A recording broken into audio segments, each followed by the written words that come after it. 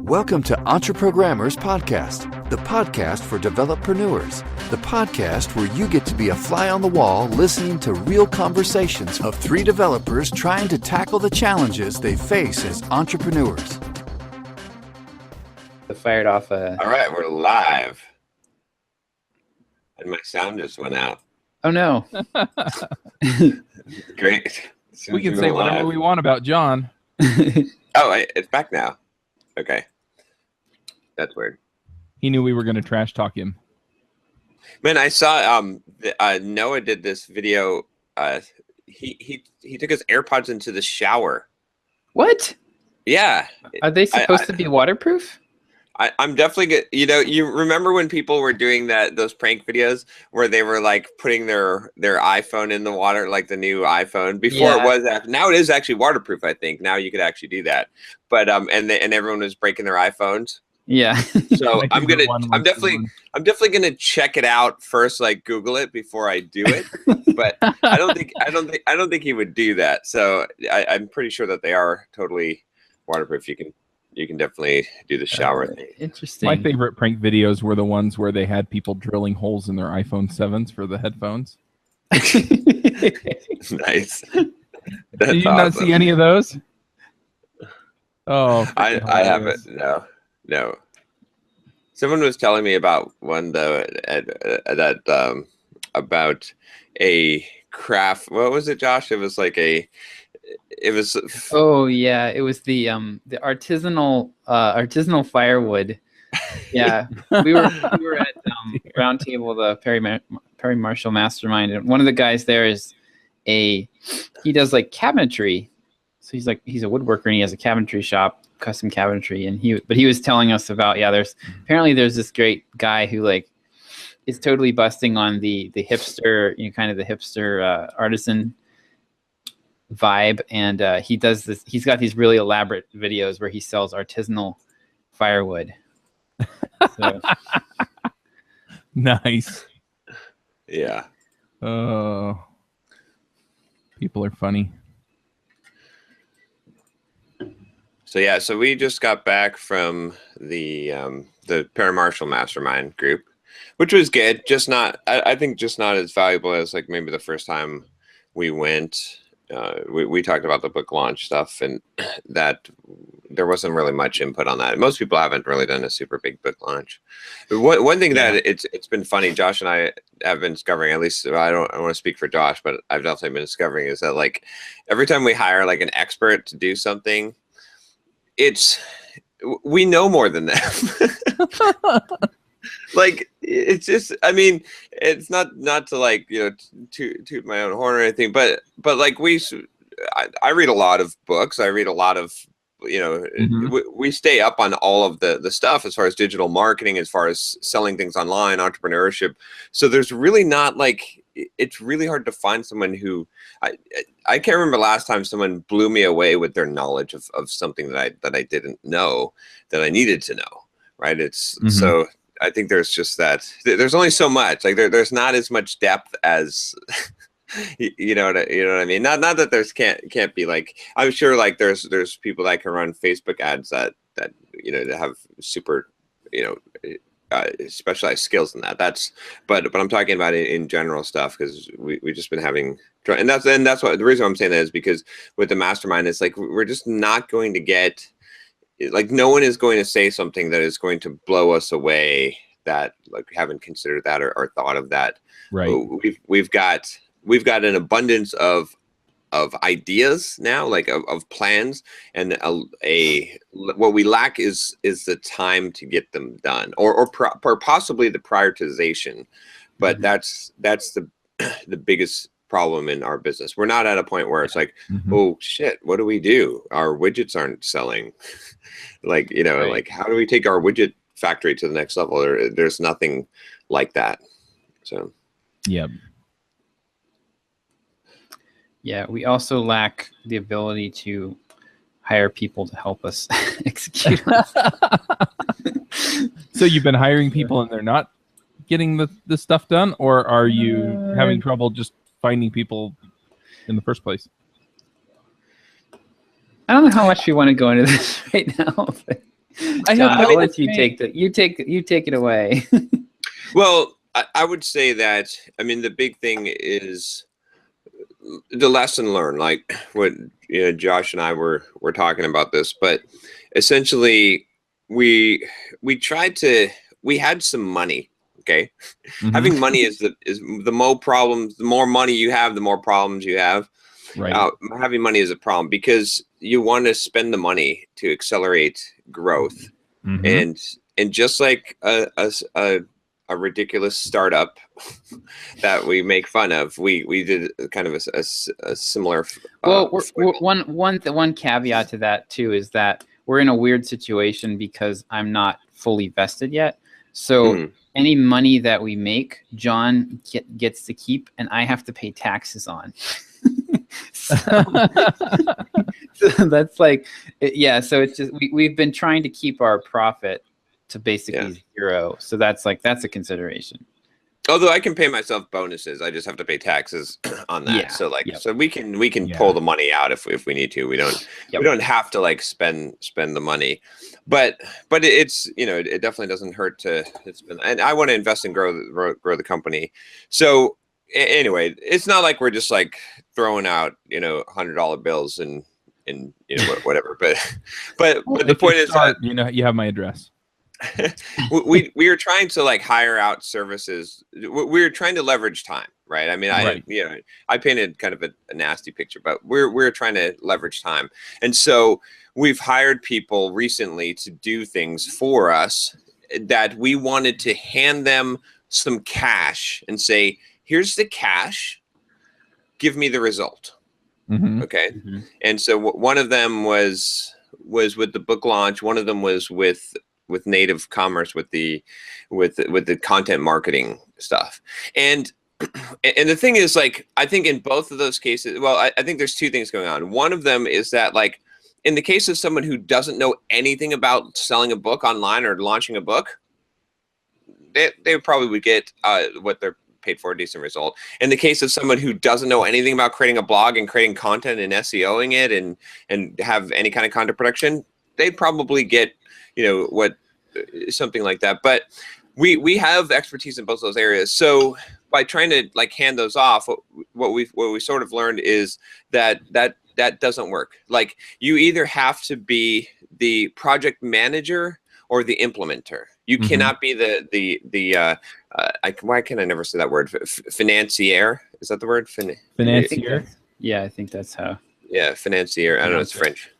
So so you can't be that. You can't be the bankroll guy. You can't just be like, here's some money, go and do my stuff. You either got to say, look, you either got to do it yourself, and then you could like and it's funny, Chuck, because this is we made the same foible that I've been preaching to you about, right? Same exact thing. I just didn't see it until I stepped in it. But essentially, you either got to be the one, you either got to implement the thing and do it and make the process. And then once you have the process, then you can hire someone to follow the steps and do it, right? So that's the implementer role. Or you have to be the project manager, where you are essentially like saying, okay, this is what needs to be done, and this is, and you're running the project the entire time. Like daily, you're whoever you're hiring, like outsourcing, you're saying you're getting feedback every single day, and you're saying, no, change this, do that, yep. Right? This is how we need to have this done, right? You can't just hand it over to the expert, because there are no experts, and say, yeah, I trust you, get it done, because it's kind of funny because. Right, going back to software development, right? How many times in software development did that shit work? Right, it never worked. Right, if you think about it now, think of yourself as right. If you gave software development, right? We've been on the other side of this as software developers. When some project manager came along and said, "All right, go ahead and build this system. It needs to the customer." The customer interface for our database just needs to take in customers and save them in the database and calculate whatever, right? So and they give you these vague descriptions, right? And it's like, you can't just go and build that thing. You got to go. They got to give you more information, right? It's like, I need requirements. This is the kind of except the only difference here is that the experts are like, oh yeah, I got it. Right, and I mean sometimes software developers do that too, but they don't got it. Right. they're gonna come back with shit, and then you're gonna be disappointed, and you're gonna say, "Where's my money?" And it's gonna be your fault, right? And I mean, you've gone through that with the podcast editing, and you know we're obviously have made this mistake pretty frequently recently, and the problem is like all the shit started coming out one time, right? So every time we tried to do this, right? I've heard the story before, I swear. Yeah. I think I've told this story before. Yeah. So the big lesson is just that. It's like you either implement it or you project manage it. There's no other way around. And when you look at Simple Programmer and you look at the successful things that we've done, right? Like video, right? YouTube. All I literally do is just record videos and drop them in Dropbox, and everything else is taken care of, and it's done well.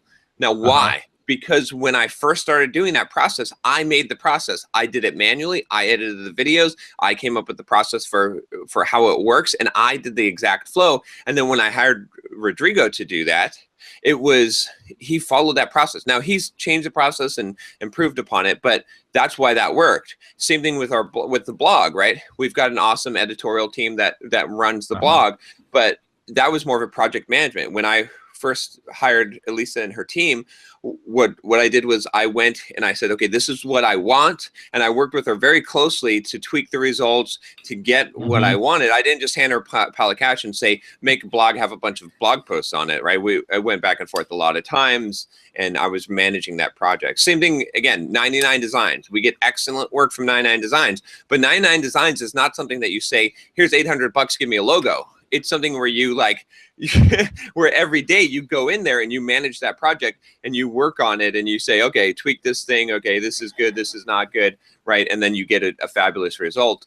But if you just throw $800, you're not going to. So whatever money, we're trying to recover some funds now on some of these things, but whatever money we end up losing, we didn't really lose because we spent it on education. Yes. Yeah, basically I feel the same way. Year of college education. Yeah. So I had the hard talk with my friend Jamie, and told him that I didn't need him to edit podcasts anymore because I hired somebody. And and then I warned them exactly the same thing. It was, hey, look, I'm going to be listening to it for a little while, and so for the first handful of episodes, just to make sure that it's coming out the way that I want it to. And he was totally cool with that. So. In fact, he's going to be listening to this later because he edits this show as well. Yeah.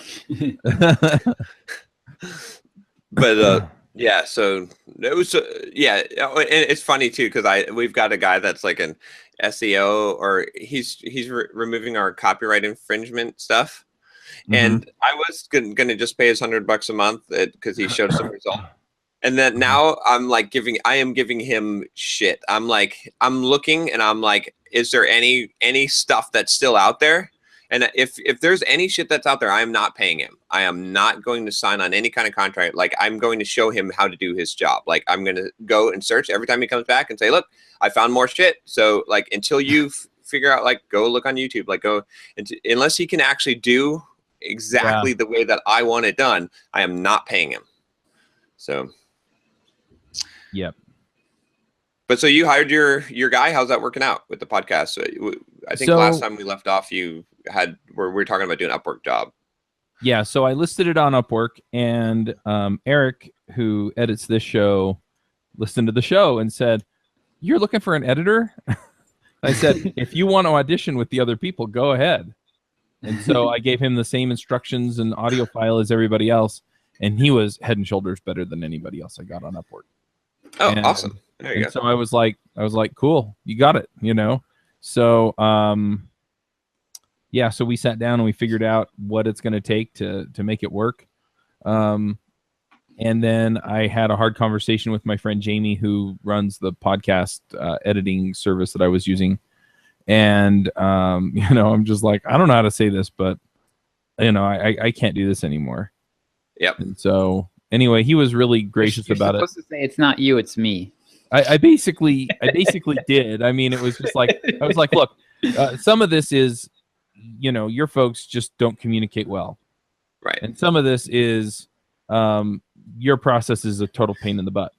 And part of this is I'm sure I don't communicate well either. And I've screwed some stuff up and I know it. And so, I'm like, so take that as, as constructive as it can be. Because, I mean, I'm telling you this because you're my friend. Otherwise, I'd have just said, we're done. Bye. Yeah. Yeah, that's right. I mean, the thing is, like, it's just not gonna. It's funny at the mastermind group. I'm the asshole who tells everyone to fire, to fire people. But I kind of solidified my view on this, like, because it's not just that I'm just saying like fire people. It's like this: if you're not fucking thrilled with the person you have doing a job for you, you should fire them. And it's not a personal reflection. Right. It's just like it didn't work out for some reason. Maybe it's because you can't communicate properly to them. Maybe it's because it's just not a match. Maybe it's because your process doesn't work with what they're doing, or in this case, like with this guy, they've got a process. They've got a system. His system works. You need a custom system. And if they're not going to be able to do that, then it's not like a I hate you. It's like it's just not, it's not the most efficient thing. Like you can't modify your process to be mine and to run your business effectively. And I can't modify my process to fit into yours and run my business effectively. So it's just not a good match. Like if we're not thrilled to be working together, then why? There's a lot of fish in the sea. Find one that you love. Yeah. Well, and I mean, I agree with you generally. One thing that I'll say, just because I know people are listening to this and I don't want them to fire somebody prematurely, that my business has a lot of stuff going on. Right. And so, a couple of months ago, I think I was complaining about Shandy and I was like, hey, look, she's just not, getting things done how I want, when I want, whatever. And it just turned out that, I wasn't communicating well with her. And it also turned out that, she just needed to figure out a few more things about my business because she's doing a terrific job now. I'm thrilled with the work she's doing. And so, I agree with you, but I think sometimes you just have to be patient as well while they kind of learn the ropes. And then also have a hard look at yourself and just be like, okay, am I being clear on this? Am I communicating well about this? Because ultimately, if it's not getting done the way you want, find somebody who can do it, even if it's kind of your fault that it's not going the way that it should. But at the same time, I mean, part of the problem was me, and I had to fix me. And then it was, okay, now that I've got my crap figured out, now we're running ahead. And so I've got Gerald out there looking for potential companies as potential sponsors. And he was looking at conferences, and then I guess he found a list of like 100 companies that have sponsored conferences over the last however long. And so he just totally commandeered that. But then nice. I couldn't get him on my LinkedIn account. So what he does is he goes and he looks up these people on his LinkedIn account and then puts a link on the story in Asana. And then Shandy's been going through and reaching out to all those people. And so at this point, I've got 4 sponsorship appointments on Monday. I think I have another one on Thursday next week. And, things are just looking better and better and better, as far as that goes. And a lot of this is just due to that LinkedIn outreach that Josh got me doing. So sweet. Yeah, on the firing, like you don't want to fire people prematurely, like, and it could be your fault. I'm just saying, like, if you're not going to be thrilled with the person, then then you need to get rid of it. Like, you should, every single person that's in your company that you're paying, you should be thrilled with. You shouldn't just be like, okay, they're okay. You should be thrilled, because there's no reason to not be thrilled with the person. Like, that's all I'm saying. It's like, so after time, if you haven't fixed the problem, right? It doesn't mean like, obviously there's training and there's like, but if you're never going to be thrilled with this person, right, then gone, not because they suck or anything like that, or because you don't like them. It's just because, hey, their life is too short, the company is too valuable to not work with people that you're absolutely thrilled with. There's just no reason to not do that. So because you can find people you're thrilled with. Well, one other thing that I'll point out on this same conversation though is Gerald, for example. For a while there, I was just like, I don't even know why I'm paying this guy, but he was so cheap, right? That it was like, but he gets enough done to justify $600 a month. And yeah, now he's really pulling his weight, and I'm super happy with him.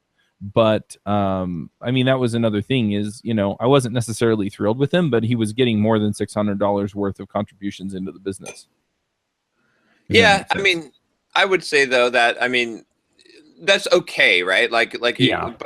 But you could, in that situation, just keep on interviewing people until you find someone that you're thrilled with that can do. Yeah. I mean, because you could find someone at that point. Now I would say maybe you're thrilled with him, but you could have found someone that you would be thrilled with, and you would it would be better, right? Then you would you should just go through and like say, hey, But yeah, I mean, I get what you're saying there. It might not be worth it, the time of investing to find a replacement if he's okay at that point, and cheap. But yeah.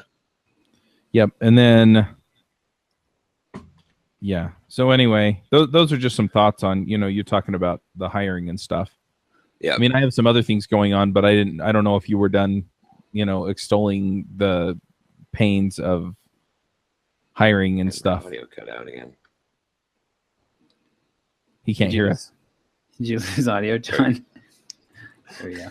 He can't hear us at all. It's because I took my AirPods in the shower. That's why. Yeah. Are you back? I'm back. I didn't put them in the shower, but anyway, was there anything else you wanted to talk about or go into? I mean, I definitely feel that pain. I also feel the pain of I've got a whole bunch of ideas and not enough time to execute. Oh, yeah. What about the other side of it? Did you get the transcriptionist person or the show note? I have a job. I have 2 jobs listed on Upwork, and I think I kind of messed that up. So I might wind up with a transcriptionist this week and not a show notes person, because I think I copied the job but didn't change the title. And so, and then I listed the wrong job. I listed the transcriptionist job instead of the other job, because I had like transcriptions in English as skills that I needed for that one, and the other one it was English. And I kind of put in there, if you have any experience with software, that's a plus for the show notes. Right. But yeah, so I wound up giving the people that applied to be transcriptionists the job, the trial job for show notes. But if I get somebody that will do both, I think I'm okay with that for right now. If they get overloaded, then we might transition them one way or the other, or I may just wind up hiring one of them to do show notes and the other to do transcriptions, because I've had people come in more interested in doing one or the other. So how does that work? So the order, do you publish the podcast before the transcriptions are done, or? I try not to. I try and release it all at once. Okay.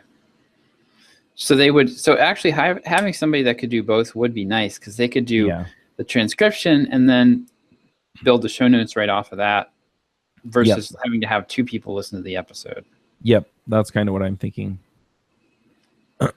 And the only trick is that I'm basically now to the point where I have, I have or will have 8 episodes going out every week that are all, between a half hour and an hour long. So that's a lot of transcription time. That's a lot of work. So we'll see how that goes. People.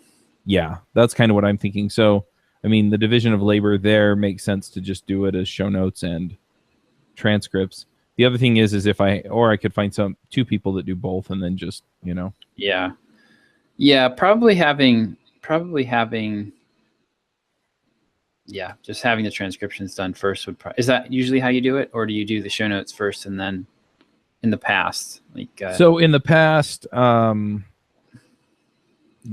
the show notes got written first, but that was because Mandy would do the show notes, and she would send the I think I'm done with playing the Bubba game. And people get pissed at me, they can just get pissed at me. But anyway, Nice. So Mandy would do the show notes, and then she would also hand the edited video or audio off to the transcriptionist. So I think that's why, was just because the way that I had the labor divided before. Yeah. And then with Podcast Pilot and Podcast Motor, I don't know how Podcast Motor did it. I think they had transcriptionists that work for them, but I don't know what order they did those in. And with Podcast Pilot, who are the latest folks, they had some system that had like computer, so the computer would listen to the audio and transcribe it, and then they would just check it. Oh.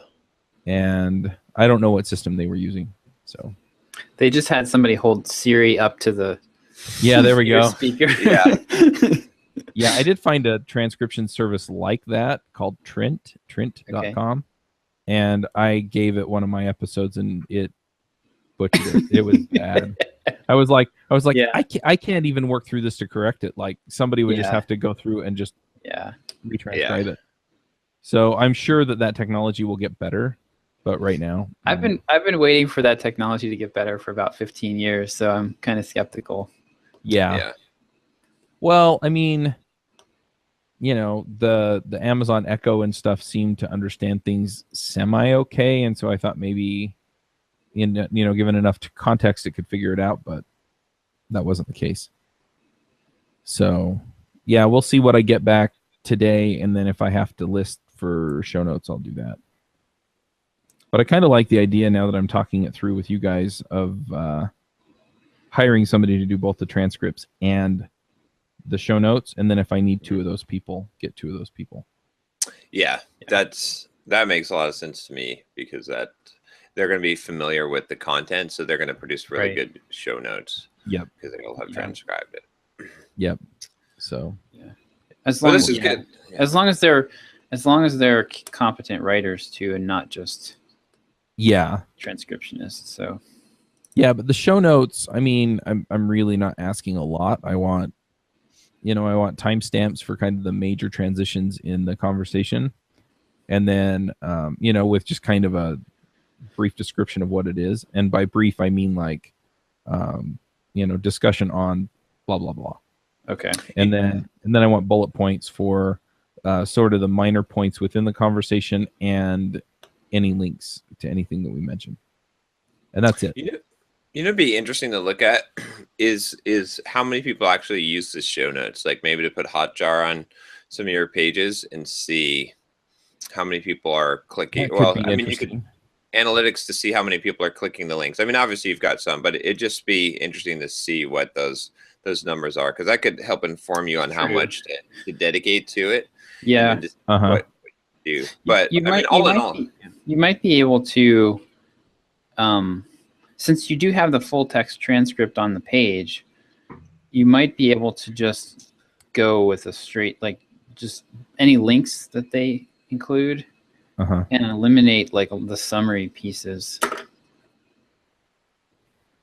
Yeah, that's the way that I did it before. So okay. Oh, I got invaded here. That's how I did it before. So when I started podcasting, it was just a list of all the links. Yeah, and that's how a lot of people do show notes. But since you've got the full text transcript, like literally anything that you want to know about the episode, you could find out. Yeah. Yeah.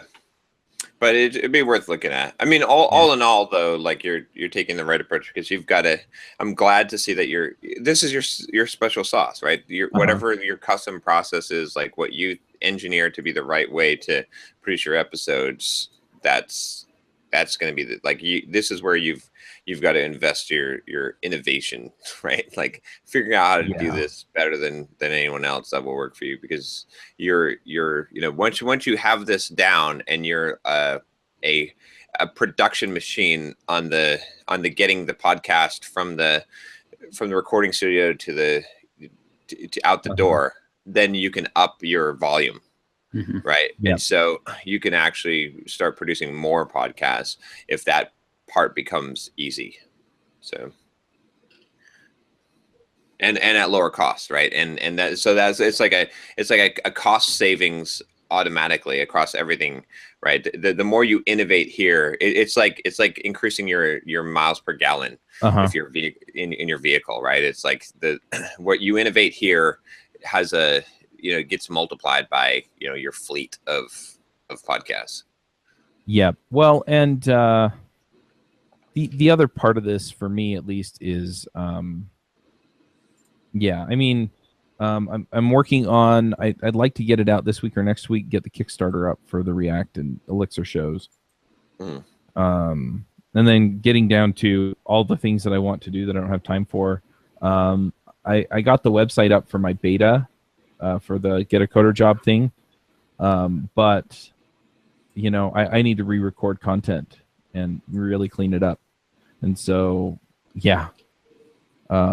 But yeah, if I can get all that together and I can get the process just completely, so I don't have to think about it on the podcasts, that's one major part that I just don't have to worry about anymore. Yep. Those two podcasts that you were talking to this week, are those in the same space, the React and the, what were those two that you're thinking of starting? Yeah, React and Elixir. Mm-hmm. Those are not the two podcasts that you were talking to. Oh, about acquiring? Yeah. Yeah, the ones that I'm talking about acquiring, I don't know if I want to say specifically on this show. That's why I was avoiding. No, the two that I'm actually looking at, like picking up and continuing and bringing onto the show are existing shows. And but they're not in those areas. No, they're not. So, I mean, React is generally related to JavaScript, which is the topic of one of the shows. Mm-hmm. But yeah, yeah, it's not necessarily in the same space. But yeah, it could be really interesting to see where it goes. And yeah, I went out and looked. Yeah, there's not a lot out there in that space, and I think that's part of the reason why people are asking for it. But React is still hot technology, so hot right now. Yeah, I was kind of waiting to see if it would stick around, and it looks like it's going to be around for a while. So, so it should be interesting to see where that all winds up going. But yeah. And yeah, I've also had a bunch of people from Build reach out about sponsorships and stuff. So nice. So that was well worth it. Sounds like. Yeah, it looks like it's gonna be worth the effort and time that I spent. Great. So how did you how did you kind of work the room? How did you introduce yourself? And so I just went up, and at first I just asked them what they did. So I just, talked to them about their products.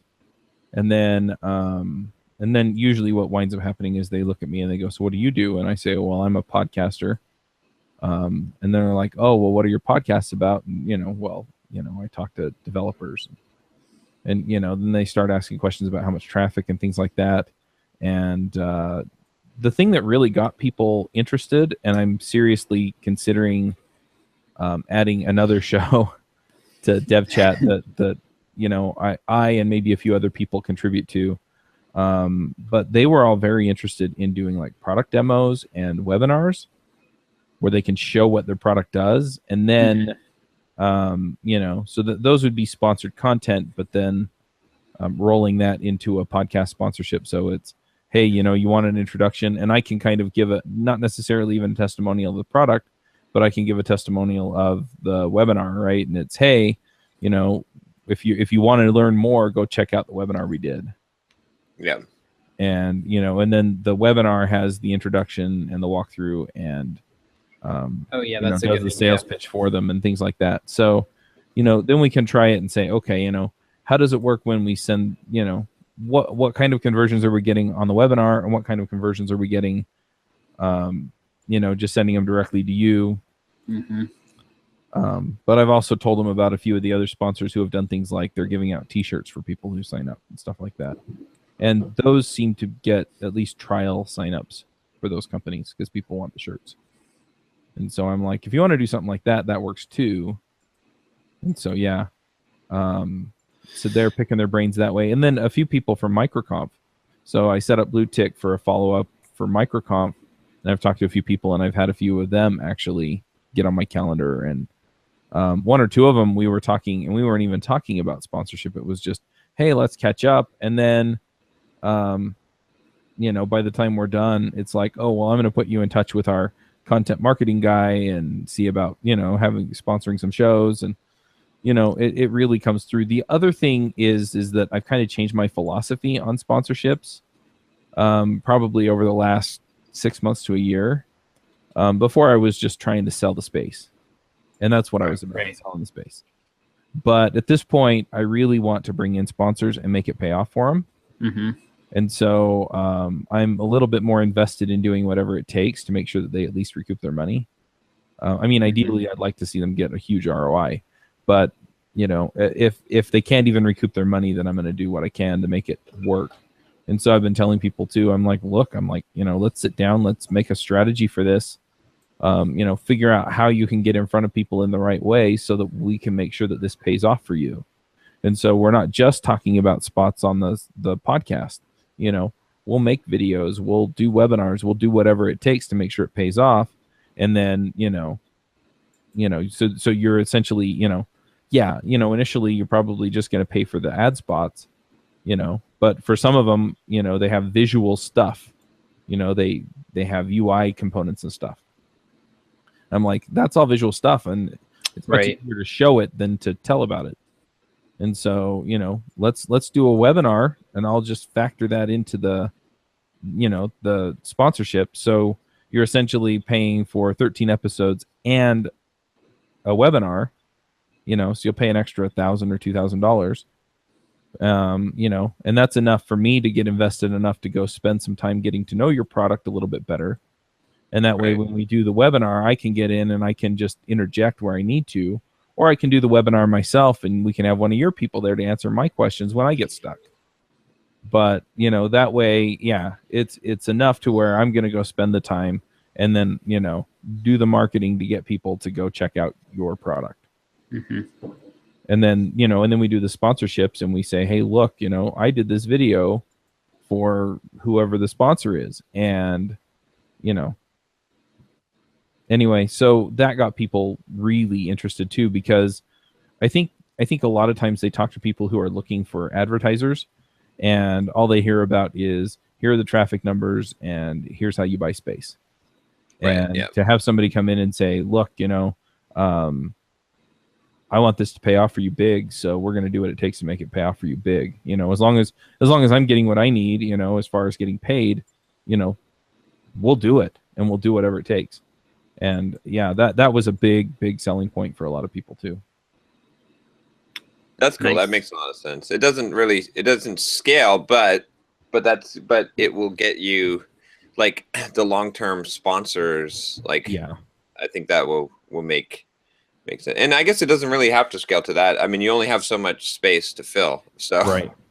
Yeah, there's that. And then the other thing is that, I mean, if I do one or two webinars with them a year, yeah, you know, that's fine. And it gets my audience used to me putting out that kind of live content. Yeah. Yeah, but that makes sense. The other thing that I see there is that I've been reading this book. I can't remember what it's called. I think it's called Giftology or something like that. And it talks about giving stuff away.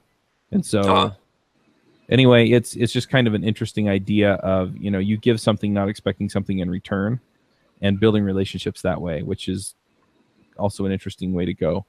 But yeah, I mean, I'm instead of talking to them about what they can do for me, I'm talking to them about what I can do for them. Yeah. And in almost everybody I talked to at the conference, yeah, I just started at one end of the floor and worked my way to the other. And you know, it was really, really slick, really nice. Just, you know, a lot of people were really interested. And some people I talked to them and, you know, it was just like, look, you know, your audience and my audience. You know, you were talking about the SQL tool, Red something. I think. Yeah, Redgate. Yeah, Redgate. Yeah. Yeah. You know, I mean, I just don't have an audience for them. Not enough Right. people who listen to my shows, but I talked to them for a few minutes and found out what they were, what they were after and what they were into and who they were trying to reach. And so there was some of that, but I didn't try and skip any booths or anything, even if I didn't think they were really a good sponsorship opportunity, because it was still an opportunity to build some relationships and do some things like that. Right. But yeah. the other thing that I figured out too, though, is that this is much more natural for me to go and talk to them and say, hey, look, what can I do for you? Than it is for Right. me to say, hey, are you interested in sponsoring a podcast? If that makes any sense. It's a Mhm. different conversation. And for Yep. me, it's, I feel good about helping somebody else out. It's not my primary mode of building a relationship, but, at the same time, it's like, hey, there is something I can do for you. Let me do it for you. And so by having that conversation along those lines, it just felt much more natural to me to be able to talk to them about what they need and where they're heading. Mm-hmm. So yeah, there's an event in June that I'm thinking about going to, and then I just started looking around at other tech events that are kind of non-traditional programmer events, or events that are kind of outside of my normal realm of conferences that I would go to. And so there's one in New York City. It's called Developer something. I don't remember. But I talked to their organizer, and I'm pretty sure that I can get a ticket to that. I can also, the other thing is I can go to these conferences and I can do content. Yeah. So it Right. pays off in two ways. And then I got accepted for a press pass to VMworld in Las Vegas in August. Oh, cool. And so I'll probably go down there and talk to people about virtualization and things like that, and just see some of the stuff that's going on there and cover whatever's interesting to developers down there. Nice. But yeah, I was just pleasantly surprised at how easy it was to do in person too, as opposed to try and get somebody on the phone or something like that. Cool. Sounds Well, like and you for a found lot, it good. yeah, for a lot of these companies too, they probably are sending their top marketing people there. So like, Yeah. you have like basically an entire room full of the right people. Yep. Well, the other thing that's also interesting about that is that a lot of times they send their top marketing people and they're paying for the party in the evening after the conference or something like that. And so if I show up as essentially credentialed press, it's a lot easier to cut through some of that red tape and get to the person who organized the thing. Yeah. It should help you for sponsorships too, right? Because Yeah. if you are that's a pretty good credibility. Yep. And it's funny too, because VMware is owned by Dell EMC, or at least they used to be. They used to be owned by EMC. And I'm a former employee. I used to work for EMC Corporation, so I've used that to actually parlay my way into areas in Dell and EMC. So, but yeah, it's been an interesting week just from that standpoint, and seeing where all of this is going. And then yeah, I managed to since Grace is no longer working for me doing the conferences, we changed things up again so that I'm just doing a team check-in on Monday and just kind of set the tone for the week. And I'm kind of excited about the possibilities there, because it always felt like Thursdays were just a little bit hectic because it's right in the middle of everything. And so it's, hey, this is what I need to get done this week, and then we just get her done. So you were doing your team meeting on Thursday before, or you just had two? Grace couldn't make it on Monday. Oh, okay. So, but yeah, Nice. That was another thing that John and I were talking about this week, is that we probably need to get like a little bit more, go back to practicing like kind of more official Scrum style or something like that, because our big problem is too many ideas, and we'll get sucked into stuff that it's all good stuff, but it's not stuff we planned on. and so we get a lot done, but it tends to encroach on the stuff we really meant to get done. Yeah, what I'm finding is helping me with that some is there's a book out there called The 12-Week Year. I think I've talked about it on here Yeah, before. yep. I've just been working on planning out 3 months. And, just in broad strokes, I haven't gone into as much detail lately as it tells you to in that book. But even just saying, look, May is sponsorships, right? And then June is figure out the conferences stuff. And then July, I haven't quite figured out exactly what I want to do there. But, I just kind of move through it. Like, what's the most important thing? And right now it's filling sponsorship spots and getting paid, so that I can keep doing what I'm doing. And then, June is going to be focused on, getting the processes together for the conferences and just nailing that down. And I've got most of it, so it shouldn't be too much of a stretch. So maybe I only do that for 2 weeks and then I have some other focus for 2 weeks. But yeah, now that I'm where I'm at, I'm trying to figure out, okay, so what's the focus for July? And so July might be speaking, right? So it's, okay, what are all the Ruby and JavaScript and Angular conferences out there? And, what can I talk about on those? Or things like that, so that I can get out there and get the word out and, sell my course and sell sponsorships and, just be more present with people. If that makes sense. Yeah, it does. But yeah, then I don't feel bad either kicking stuff. Okay, this is after the 3 months. Yeah. Yeah. When I lose focus, it's like, this is the thing. No, does this have to do with the thing? No. Does it have to be done right now because, podcasts won't go out or something? No. Okay, then. Yeah. Do I need to put it into June? No. Right. Anyway, sorry. Yeah. Oh, go ahead. I was gonna say the trouble we've had with it is that it's sticking to so we sort of planned this quarter to be the book launch, but then we're talking about how we went off and did some other stuff, and then that stuff is fine except for when the shit hits the fan, and then you're in trouble because it all comes piling down at once, and then you're buried. And you're in the muck and you're not making progress. You're being slowed down. So, but we were talking about, I think it'd be a good idea, to have you have that quarterly goal, and then everything you do focuses towards that. And that could span multiple areas of discipline, right? It could be, as long as you have that, what else could I do to, I was comparing it to overlearning with the Pomodoro technique. Like when you're done, you keep on working on the thing, even though you're done if you finish early, which no one ever really does. But, but with but that makes sense for a quarterly goal. Is it's okay, well, with the book launch, you could do it. You could do it in 2 weeks worth of work, or you could do it in 3 months. You could literally every single day, or you could do it in 5 years worth of work. Right? There's always more work you could do on it. So. Yeah. One other thing, I'm going to move my camera here. Is that I went through some of this a while back, and I don't know if you can see the whiteboard. I can see the whiteboard. I can't really read it. But anyway, so there are. Is there something? I don't know what that is there. Anyway. Oh, that's me. Hey, that's the monitor. Okay. So anyway, I have lists, right? So I have the podcast list, the sponsors list, the conferences list, the beta course list, and then if I pull it all the way out here, I don't know if you can see. I can still see Josh, but I have my action items over in the corner for the week. Yeah. And so I just update those every week, and so.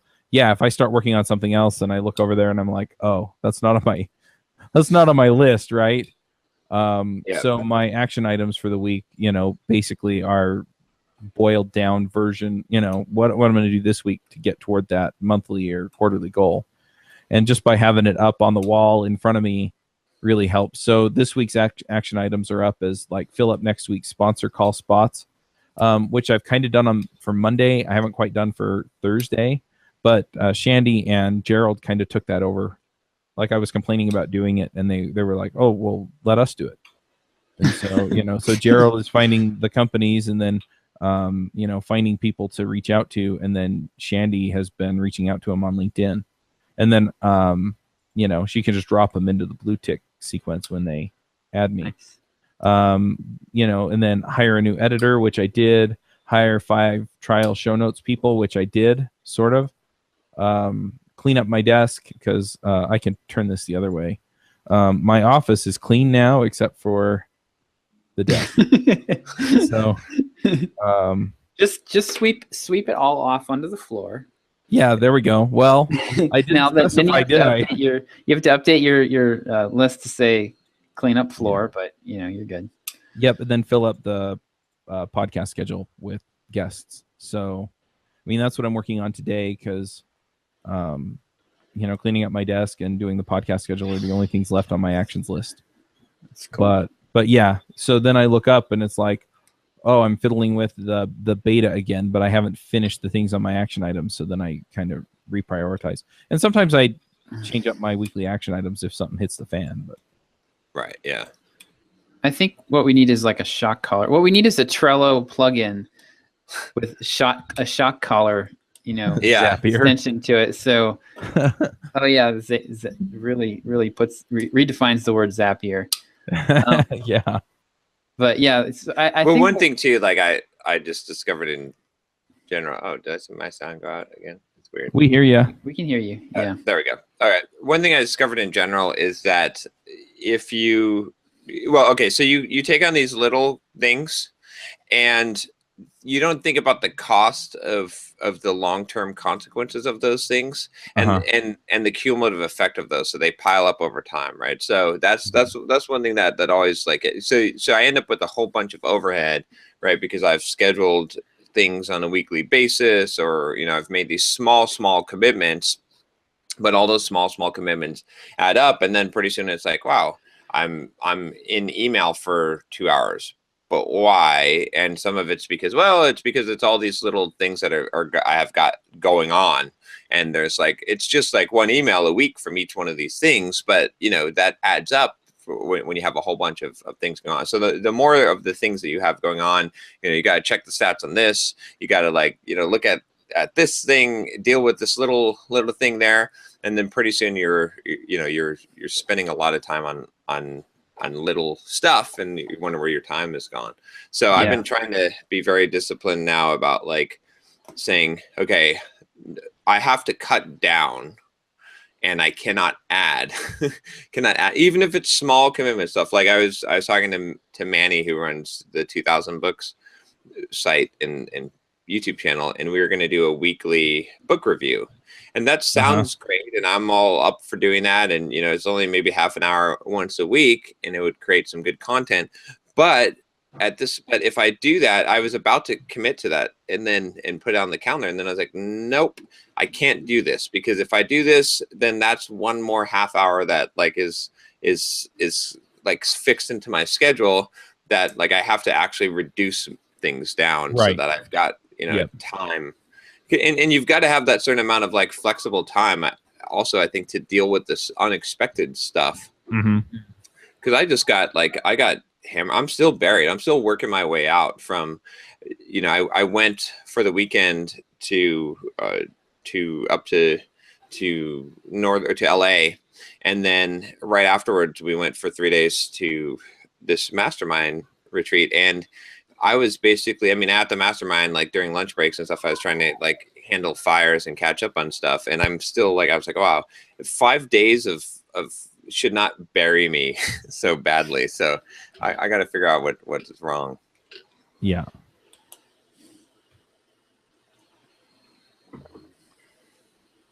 Yeah, that's one other thing that I've been doing too, is just, what can I cut? What can I say no to? Yeah. So, yeah. Well, I'm going to check out Hotjar and just see where people wind up at. Yeah, because if you could just simplify that process a little bit. Yep. To me, the show notes are most valuable if you're not doing full text transcripts. Yeah, the show notes, though, also go into the RSS feed. Oh, and that's true. I've had a lot of people actually tell me that, because the show note format changed when I switched editing companies, and they complained a little bit because not all the links were in there and stuff. And so, yeah. Wah. You know, because they like just opening up, oh, I'm listening to the show, well, show me the show notes, and then they just tap on the links or whatever. Should we go to our thoughts? Sure. Unless someone's got something else.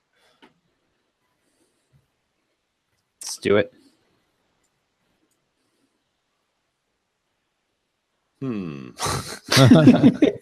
Well, I'll kind of I'm going to piggyback on something I said a few weeks ago in my thought, and I was basically I think I said something to the effect of the way you do anything is the way you do everything, and so I've just been trying to level up like all of the areas of my life. It's like, okay, you know, am I performing with excellence at work and at home? And it's funny because I became very much aware of some of the things that I've committed to and then not done very well. And at the same time, it was like, you know what? I mean, if I make it a priority, it really won't take that much time. And so I've realized that in a lot of these cases, it really just comes down to, for whatever reason, I tell myself I don't have time, and then it turns out that I do. Or I can prioritize things and not spend that much more time, but get it done and get it done right. And so I guess my thought is that I don't have time is really a function of priority and not a function of how busy you are. I guess I can piggyback off of that a bit, which is that I was kind of doing analysis of what, you know, of when I get into trouble situations, and it's when you talk about Trump. Yes. You've got to really so like we when we did this travel, I was, like I said, I was buried, and the issue is, like, I always go to somewhere and I think that I'm going to, like, I think I'm going to find some time to do some stuff while I'm there, and that's just like a bad idea. Like, from now on, I'm going to try and be ahead. Like, essentially count days where I'm going to travel or be at a conference or something as completely dead time. And if I have, you know, and just make it a minimal, or figure that I have 1 hour a day to do something other than, you know, than the conference or the event, and then plan ahead of time. Because it's funny, like you always assume, we have this fallacy of thinking, of not really having a good idea of what the future is. Of having a more optimistic view of time, especially when it relates to the future. So my solution for that is that from now on, if I'm going to go somewhere or do something, I'm going to make the day before, maybe the prior 2 days, all about, like, cut any new work and make those 2 days about getting forward or ahead, or planning for the time that I'll be gone, so that can make sure that I'm not buried. Because it's a nasty effect, because one, you're distracted from what you're doing if you're going to an event or something, and two, when you get back, you get slammed, like you feel like you're buried. At least that's how I feel about it. So it's been a recurring problem for me, and now I'm finally getting a hold of it and saying, okay, look, I got to stop doing this. I got to make sure that I'm way ahead before I go, so that or have the plan, so that I don't end up suffering from this. So just something I've been realizing now. Yep. I don't have much other than to say that chicken and waffles is really, really good. That's not keto friendly. It is not at all. we had our dinner on one evening. I ordered the chicken and waffles, and it was like deep fried breaded chicken sandwiched between 2 halves of waffles with, like, you know, a half a cup of caramelized maple syrup poured over it. That was pretty good. So I'm starting keto again on Sunday, so I will be thinking about that for a month, I'm sure. Yeah, I am working at it right now, and I'm still about where I was last time we talked, so I got to figure something out. All right. All righty. One quick. We should do this earlier in the show, but we did get another application. We still have applications open. So as soon as we get 4 people, we've got 2 right now. So there's 2 slots left for a new mastermind group.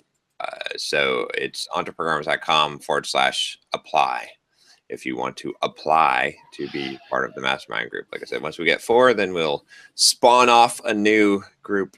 And yeah, there you go. Awesome. And just so people know, we take care of everything for you. Basically, like you just show up and record your episode on Google Hangouts and share your dirty laundry with the world. And then the editing and everything else gets taken care of for you. So, yep. There you go. All right. We'll see you next week. All right. See ya. Bye. Wanna start a business, but you just know how to code. Listen to John, Josh, and Derek as we figure it out. We are the Entreprogrammers, and we'll teach you straight up.